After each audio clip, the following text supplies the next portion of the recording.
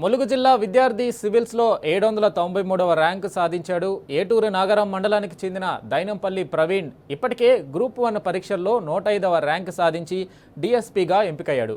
ఇటు శిక్షణ పొందుతూనే అటు సివిల్స్కు ప్రిపేర్ అయ్యాడు. కష్టపడి చదివి 793వ ర్యాంకు కొట్టాడు. చిన్నతనంలోనే తల్లిదండ్రులను కోల్పోయిన ప్రవీణ్ను అతడి నానమ్మ కష్టపడి పెంచింది. ఆమె పారిశుద్ధ్య కార్మికురాలు. ఎన్నో కష్టాలకు ఓర్చి సివిల్స్లో ప్రతిభ చాటిన ప్రవీణ్పై ములుగు జిల్లా ప్రజలు ప్రశంసలు కురిపిస్తున్నారు.